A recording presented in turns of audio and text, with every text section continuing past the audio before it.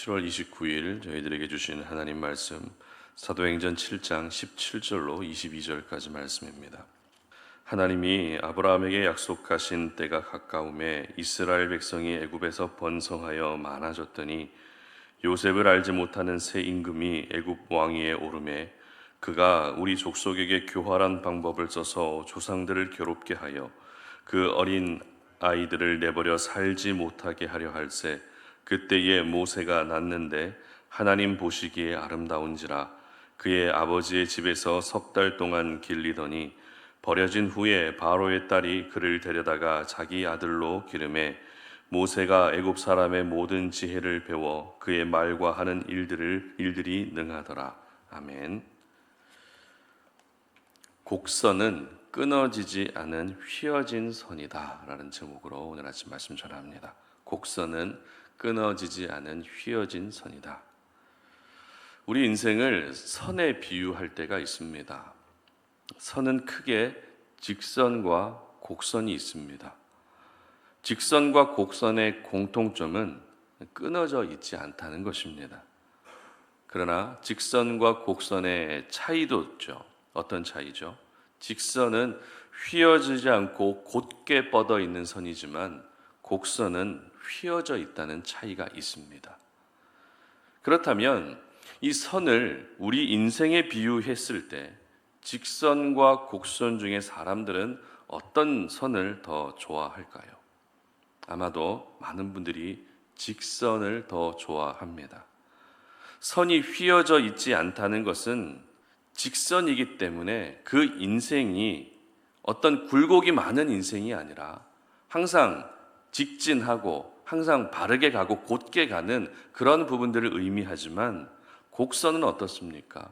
그만큼 굴곡이 많기 때문에 그 인생 자체도 굴곡이 많다라고 여기게 되고 그래서 사람들은 직선보다 곡선을 더 어려워합니다. 직선을 누구나 더 선호하게 된다는 것입니다. 하지만 성경에 기록된 많은 사람들을 보게 되면 하나같이 직선과 같은 인생을 살았다기보다 곡선의 인생, 즉 굴곡 많은 인생을 살았습니다. 따라서 이 땅을 살아가는 우리 모두의 삶도 역시 직선보다 곡선에 가까운 인생이라 할 수 있습니다.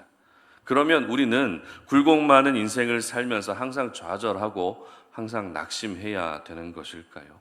절대 그렇지 않죠. 곡선의 특징은 휘어져 있다는 것일 뿐 끊어져 있지 않다는 것들을 여러분 절대 잊지 않으셨으면 좋겠습니다. 무슨 말입니까? 이 땅에서의 삶을 살면서 여러 가지 굴곡을 피할 수는 없다 할지라도 그 굴곡으로 인해서 우리 인생이 단번에 끊어지지는 않는다는 것입니다. 그러므로 지금 겪고 있는 굴곡 때문에 여러분 절망하지 않으셨으면 좋겠습니다. 지금 겪고 있는 그 굴곡 때문에 낙심하지도 않으셨으면 좋겠습니다. 오늘 본문은 공회에 붙잡혀온 스데반이 공회원들 앞에서 설교를 하는 장면을 기록하고 있습니다. 스데반의 설교의 내용은 아브라함부터 시작해서 솔로몬에 이르기까지 수천 년에 걸친 하나님의 역사를 담고 있습니다. 그리고 동시에 그 모든 역사는 하나님의 아들 예수 그리스도를 향하고 있다라는 것을 설교를 통해서 증거하고 있었습니다. 그 중에서 오늘 본문에서 언급된 사람은 모세입니다. 아브라함이 이스라엘 백성들에게 민족적 혈통의 의미로 가장 존경받는 사람이었다면 모세는 율법을 대표하는 사람으로 존경받는 사람이었습니다. 이렇게 스데반이 설교 중에 모세를 언급했다라는 것은 설교를 듣고 있는 공회원들 대부분이 율법에 박식한 사람들이었기 때문에 모세의 이야기를 듣고 조금이라도 양심이 반응할 수 있도록 하기 위함이었습니다. 그런데 스데반의 설교는 단순히 모세가 하나님으로부터 율법을 받았고 그래서 모세가 위대한 사람으로 기억될 수 있었다는 것에 포커스를 두고 있지 않습니다. 스데반은 백성들을 구원하시는 하나님의 구원 사역을 감당함에 있어서 모세가 얼마나 굴곡 많은 인생을 살았는지 이 부분에 더 포커스를 두고 있다는 것입니다. 스데반은 이것을 하나님의 은혜라는 측면과 고난이라는 측면을 서로 번갈아 가면서 말씀을 전하고 있었는데요. 먼저 17절 말씀 보시기 바랍니다. 하나님이 아브라함에게 약속하신 때가 가까움에 이스라엘 백성이 애굽에서 번성하여 많아졌더니. 아멘. 자, 이 말씀에서 확인할 수 있는 하나님의 은혜란 무엇입니까? 바로 이스라엘 백성들을 번성케 하셨다는 것입니다. 70명에 불과했던 야곱의 아들들이 애굽에 정착하면서 400년의 세월 동안 수백만 명으로 번성을 이루게 하셨던 것입니다. 이것은 분명 하나님의 은혜라고밖에 말할 수 없겠죠. 그러나 이어지는 19절 말씀 보시기 바랍니다. 그가 우리 족속에게 교활한 방법을 써서 조상들을 괴롭게 하여 그 어린 아이들을 내버려 살지 못하게 하려 할세. 분명 하나님의 은혜로 시작된 모세의 인생, 이스라엘 백성들의 모든 인생이 지금 뜻하지 않은 고난을 받게 된 것입니다. 요셉을 알지 못하는 새로운 왕이 세워지면서 이스라엘 민족이 계속해서 번성하는 것을 보며 위기의식을 느낍니다. 그리고 갓 태어난 아이들 중에 남자아이들만 죽이라는 명령을 내립니다. 더 이상 번성하지 못하게 막으려고 했던 것이죠. 그러나 이와 같은 고난 가운데에서도 하나님의 은혜가 또 바로 이어집니다. 21절 보시기 바랍니다. 버려진 후에 바로의 딸이 그를 데려다가 자기 아들로 기르매. 아멘. 아들을 살리기 위해 모세의 어머니는 모세를 나일강에 흘려보내는 어려운 결단을 하게 됩니다. 이렇게 된 이상 모세는 바로의 손에 죽지 않을 뿐 나일강 위를 떠다니다가 굶어 죽거나 짐승의 먹이가 되는 것은 시간 문제였습니다. 하지만 버려진 모세를 발견하고 길러진 사람이 누구였습니까? 바로의 딸이었다는 것입니다. 그리고 모세는 왕궁에서 자라면서 왕자들만 받을 수 있는 모든 애굽의 뛰어난 학문을 배우게 됩니다. 이처럼 하나님의 은혜로 모세가 살 수 있었던 것입니다. 그러나 또 이후에 보면 어떻습니까? 모세는 부지 중에 사람을 죽이고 광야로 도망가야 하는 고난을 겪게 됩니다. 그러나 그 광야에서 하나님이 모세를 부르시고 만나주시는 또 은혜를 경험하게 됩니다. 이처럼 스데반은 모세에 대해서 설교할 때 하나님의 은혜와 고난이라는 주제를 번갈아 가면서 계속해서 전하고 있었던 것입니다. 공회원 당신들이 그렇게 존경하는 모세도 역시 여러 가지 고난을 겪었고 그 고난 가운데에서 항상 하나님의 은혜로 살 수 있었다는 것을 전했던 것입니다. 그렇다면 여러분, 은혜와 고난이 계속해서 반복됐던 모세의 인생, 직선의 인생이었을까요? 아니면 곡선의 인생이었을까요? 두말할 것도 없이 굴곡 많은 곡선의 인생이었다는 것을 우리는 금방 알 수 있습니다. 태어나자마자 죽음의 위기 때문에 엄마 품에서 떨어져야 했던 굴곡, 공주의 손에 자라면서 애굽의 2인자 자리까지 올라갔지만 부지 중에 사람을 죽여 광야로 도망가야 했던 굴곡은 모세의 인생이 직선의 인생이 아니라 굴곡 많은 인생이었다는 것을 보여주고 있는 것입니다.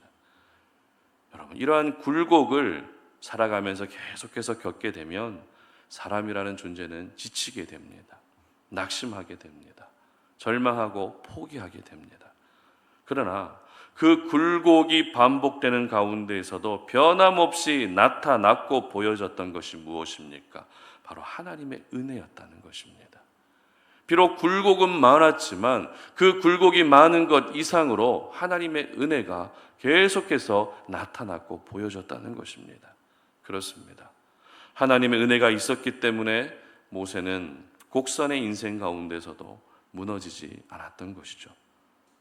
굴곡 많은 인생을 살았지만 하나님의 은혜가 있었기 때문에 백성들을 출애굽시키는 놀라운 지도자의 사명을 감당할 수 있었던 것입니다. 앞서 말씀드렸던 것처럼 우리 인생은 직선의 인생이 될 수가 없습니다. 모든 사람은 굴곡이 있는 곡선의 인생을 살 수밖에 없습니다. 그러나 곡선의 인생이라고 해서 그 선이 끊어져 있지는 않습니다. 곡선은 선이 휘어져 있을 뿐 끊어져 있지 않기 때문에 우리도 하나님을 향한 믿음과 소망을 절대 끊어서는 안 되는 것입니다. 그리고 여러분, 곡선과 직선 중에 어떤 선이 더 길죠? 직선보다 곡선이 더 깁니다. 두 개의 점을 잇는 선이 하나는 직선이고 하나는 곡선이라고 한다면 곡선이 더 길다는 것입니다. 그렇습니다. 굴곡 많은 곡선의 인생이라 할지라도 하나님은 그 굴곡 하나하나까지도 결코 버리지 않으십니다. 내가 받은 상처와 아픔과 눈물까지도 사용하셔서 하나님 나라의 사명을 더 길게, 더 오랫동안 감당할 수 있도록 도구로 쓰임받게 하시는 것입니다. 그러므로 내 인생이 굴곡 많은 곡선의 인생이라고 해서 여러분 싫게만 여기지 않으셨으면 좋겠습니다. 굴곡 없이 곧게 뻗은 직선의 인생이 되게 해달라고 그런 쪽으로만 기도하지 않으셨으면 좋겠습니다. 저희들이 기도해야 될 제목은 비록 곡선의 인생을 살고 있어도 선이 끊어져 있는 것이 아니라 휘어져 있다는 것을 항상 의식할 수 있게 해주시기를 기도해야 되는 것입니다. 그리고 여러 굴곡 가운데서도 내가 무너지지 않을 수 있는 방법은 오직 하나님의 은혜밖에 없음을 기억하면서 그 은혜를 오늘도 내게 허락해 주시도록 그것을 위해서 기도해야 되는 것입니다. 특별히 공회원들 앞에서 말씀을 전했던 스데반도 역시 굴곡 많은 곡선의 인생을 산 사람이었습니다. 12사도를 대신해서 초대교회 안에서 구제하고 섬기는 직분을 맡게 된 것은 분명 하나님의 은혜입니다. 그러나 기사와 표적을 행하고 말씀을 전했다는 이유로 공회에 잡히고 결국 순교까지 하게 된 스데반이 겪어야 했던 그 인생은 바로 굴곡이었습니다. 하지만 스데반의 순교로 인해 여러 박해들은 더 심해졌지만 오히려 이것이 계기가 되었습니다. 그리고 사마리아와 땅끝까지 이르러 복음이 더 널리 편만하게 전해지는 일들이 나타났습니다. 이 땅에서의 수명으로 보면 너무나도 짧은 인생을 산 스데반이지만 하나님 나라의 수명으로 보면 직선보다 훨씬 긴 곡선의 인생을 살았던 것입니다. 바라기는 지금 여러분이 살고 계시는 그 곡선의 인생을 감사히 여길 수 있었으면 좋겠습니다. 그리고 그 곡선의 인생 가운데서도 순간순간 부어주시는 하나님의 은혜로 오늘도 모두 승리하시는 은혜가 있으시기를 주님의 이름으로 축복합니다. 이렇게 기도하겠습니다. 살아계신 하나님, 오늘도 주님 앞에 나와 이 새벽을 열어갑니다.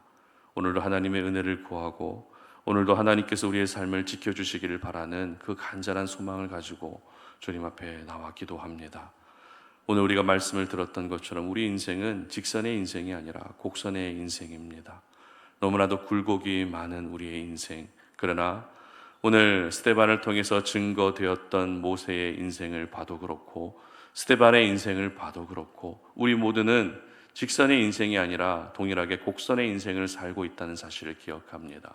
하지만 굴곡 많은 곡선이라 할지라도 그 선이 끊어져 있지 않다라는 것을 오늘 우리가 기억할 수 있게 하여 주시옵소서. 그래서 우리도 오늘 이 땅을 살아가면서 하나님을 향한 믿음과 소망을 끊어내는 그런 하루가 되지 않게 하시고 굴곡 많은 인생 가운데에서도 오히려 더 오랫동안 하나님이 맡기신 사명을 감당할 수 있는 그런 주님의 일꾼들 되게 하여 주시옵소서. 감사드리며 예수님의 이름으로 기도드립니다. 아멘.